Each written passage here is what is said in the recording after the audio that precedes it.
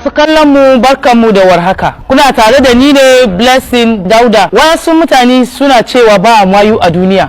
Amma a yau nan ni zan nuna muku a wannan video da cewa akwai mayu kuma ga yadda suna kama mutane. Akwai wata mata Fulani ne a wata kauye wanda ake zarginta da cewa tana da maita.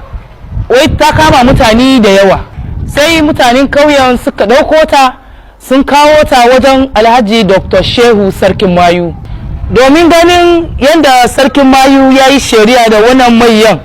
Sai ku kalla wannan bidiyon. Gaskiya ba su wayannan mutane sun zo da ke wannan wuri da niyan a bincike ne saboda a rabawa kowa tunanin shi ya zama guda daya, ko ba gaskiya ba?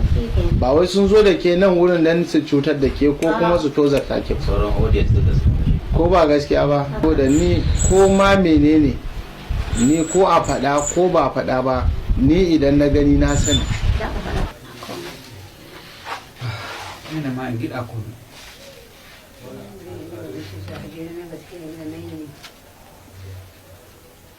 Karba ki sha karba nufi mana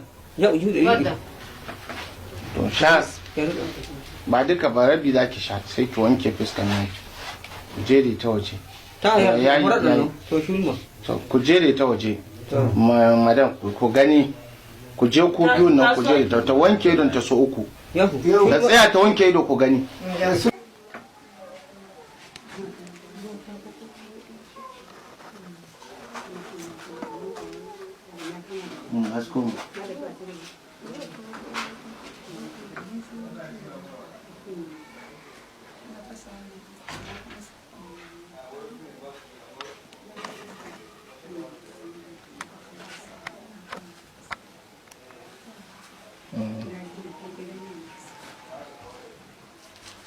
Juye kan nan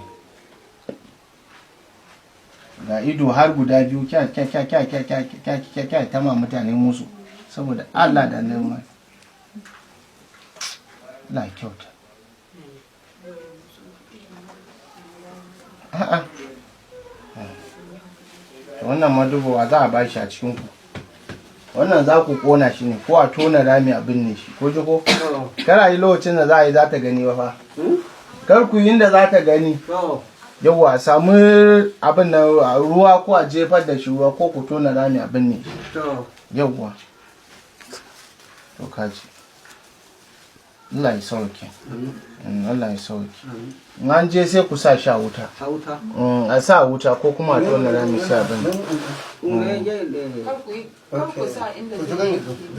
kara yadda za ta. To wannan baiwan Allah da kuka zo da ita, kun zo daga wani gari ne? Agirma ko wani local government ne? Ok, yana Doma ne, wanda Doma Nasarawa. To yanzu dai daga yanzu a matsayina na Sarkin Mayun jihar Nasarawa kuma shugaban majalisar Sarkin Mayu na Afirka gaba daya, to wannan baiwan Allah daga yanzu babu kuma ku shaida, ko ba gaskiya ba? Ku shaida duk wani damuwa yanzu an riga da an cire shi. Kara koma gida kuma a sake binta kuma da wani abu kaga bai yi ba. Abinda muke ta kokari daman bata gane ba, ka san shi da mutum ya shiga abun bai son ya fita, to amma